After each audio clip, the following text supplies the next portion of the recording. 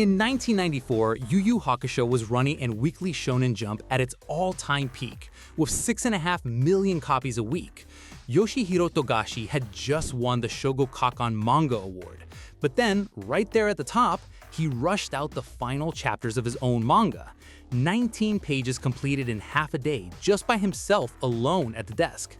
The results were rough enough that readers complained. Weeks later, in a dōjinshi called Yoshirin de Pon, he told the truth. In conclusion, I ended Yu Yu Hakusho because of my own selfishness. I'm sorry. However, selfishness is a strange word for a man whose chest hurts every time he skips sleep. The ending we got wasn't a creative decision, but from the machine that published it. And to understand why, you need to understand how he was trapped inside.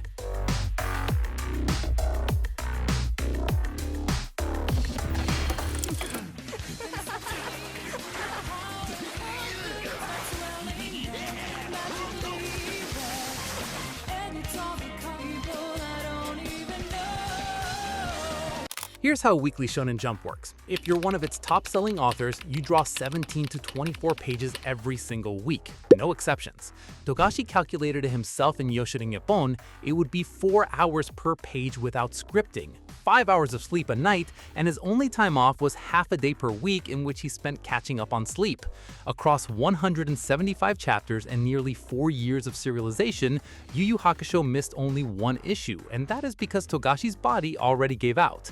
And even then, his apology for that single absence was printed in the magazine. Now here's a trap. Former Jump editor-in-chief Nobuhiko Horie confirmed in a 2017 interview with Oricon that Jump's survey system can mark a manga for cancellation within 3 weeks of its debut. That's 10 weeks of low reader polls and you're done. But there is no equivalent mechanism for a successful mangaka to leave. The survey decides when you die, but nobody decides when you're allowed to leave. And by the end of 1993, Togashi had already decided he was done. Finally reaching Sensui's lair, Kurama mercilessly killed the psychic gourmet to free Kuwabara, but a surprise emerged. The elder Toguro had actually taken over Gourmet from the inside and sought revenge. Regeneration made Toguro unable to die, so Kurama condemned him to an eternity of pain in the arms of the strange sinning tree. Now, with the tunnel to Demon World moments from completion, the final battle begins. In Yoshirin de Pon, Togashi stated plainly that he wanted to end Yu Yu Hakusho in December 1993 at the climax of the Sensui arc, which fans call Chapter Black. And if you look at where that arc lands, it makes complete sense as a final chapter. The detective becomes the thing he spent the entire series hunting as Yusuke's identity collapses. Every character relationship reaches a natural breaking point. That's not an unfinished story, but a complete thematic arc. A kid who stumbled into the afterlife job ends by outgrowing the system that gave him purpose. But Jump's editorial team looked at the sales numbers and said no. Yu Yu Hakusho had already moved over 50 million tankōbon volumes. A manga selling at that level doesn't end because its author is tired, it only ends when readers stop buying it, and readers haven't stopped. So they negotiated a 6-month extension, and Togashi had no leverage to refuse. He did push back with an alternative, and in his own words from the dōjinshi, he wanted to destroy the characters he created rather than keep repeating the same formula until readers got bored. He wanted to deconstruct the power structure he built, break the heroes, and end the series on something genuinely uncomfortable. Jump rejected that too. And you can actually see exactly what that deconstruction would have looked like because years later, Togashi wrote the Chimera Ant arc in Hunter x Hunter, where nobody stopped him. He spends over 60 chapters dismantling the power escalation structure he built in Yu Yu Hakusho. The protagonist becomes irrelevant to the final battle, the antagonist earns genuine sympathy, and the climax is not a fight but a conversation. That was the ending Togashi wanted to write for Yu Yu Hakusho, a controlled demolition of everything he built on his own terms. But Jump looked at the circulation numbers and shut it down. So the Three Kings arc was born out of a compromise nobody wanted. An artist who had already written his ending, forced to write past it with a body that was already breaking down. And what those 6 months actually produced is where it all ends. My energy's almost completely drained. If I I channel it all into the spirit gun, I might have just enough for 3 solid blasts.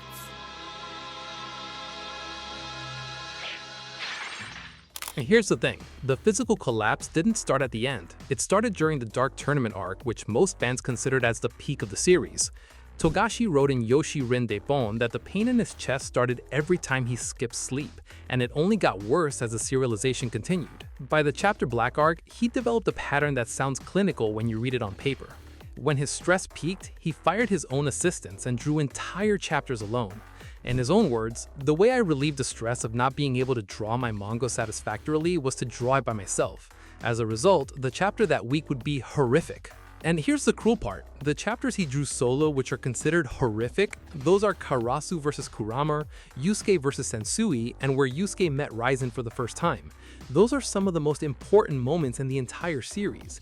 He chose control over quality because control was the only thing the system hadn't taken from him yet. That choice is visible on every page of the Three Kings arc. In Chapter Black, Sensui gets dozens of chapters to build. There's the dissociative identity system, territory powers, philosophical arguments about whether humanity deserved to survive.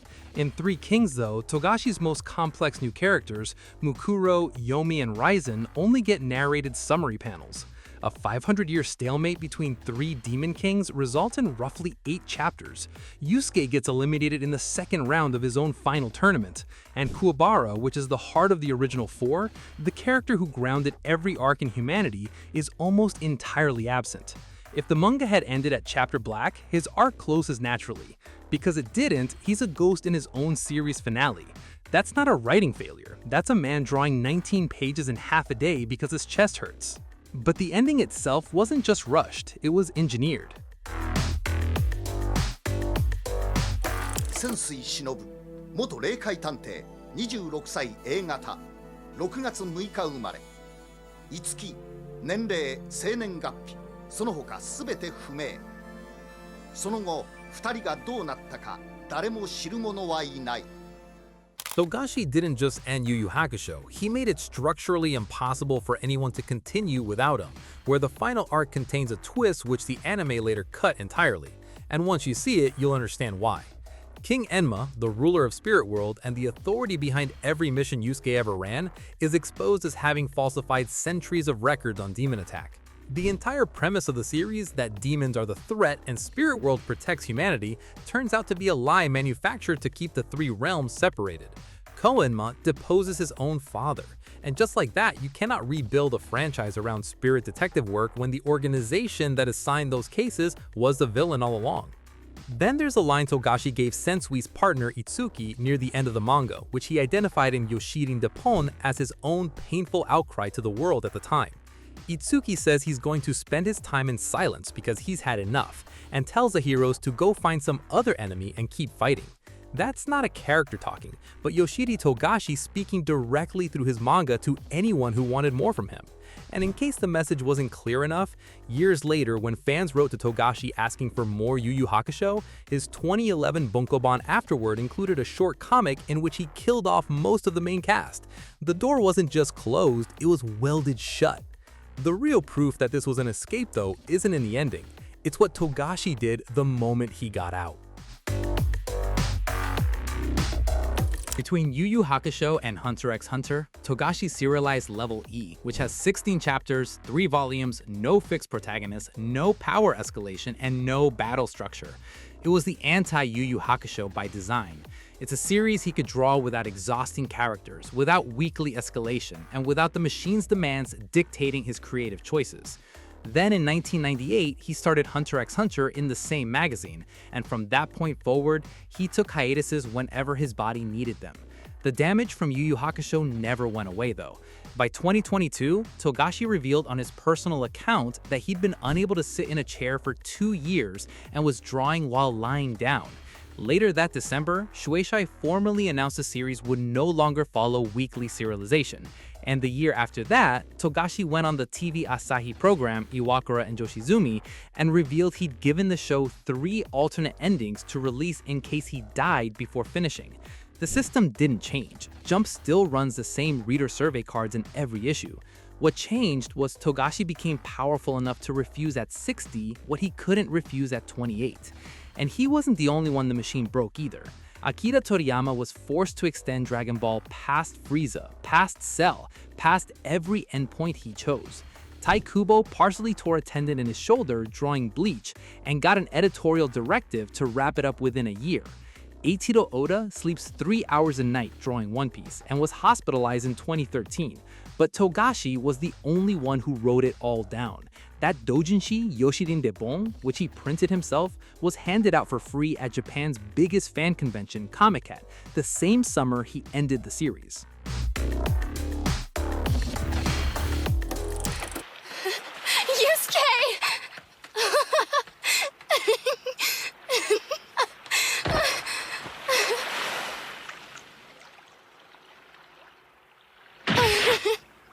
One of us has gotten more athletic since I've been gone.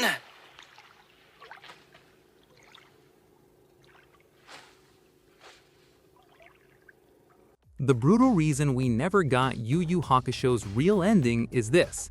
The cost of finishing it the way Weekly Shōnen Jump wanted was a 28-year-old man's health and creative life, and Yoshihiro Togashi refused to pay for it. The ending we got isn't incomplete because he failed. It's incomplete because completion on Jump's terms required him to keep destroying himself. So he chose instead to destroy the series' own premise so thoroughly that nobody could rebuild it without him. The system is still running, with the same survey cards, the same weekly pace, and the same pressure. Togashi got out, but the machine was still on. Yu Yu Hakusho's ending isn't a story's conclusion. It's an artist's exit wound, and it's the most honest document in shonen manga. But here's a question I can't shake. If Togashi had gotten his way, where Yu Yu Hakusho had ended at Chapter Black in December 1993, and the Three Kings arc never existed, would we even still be talking about it? Or would it just be another great series that ended clean and faded into the background? I'll let you sit with that.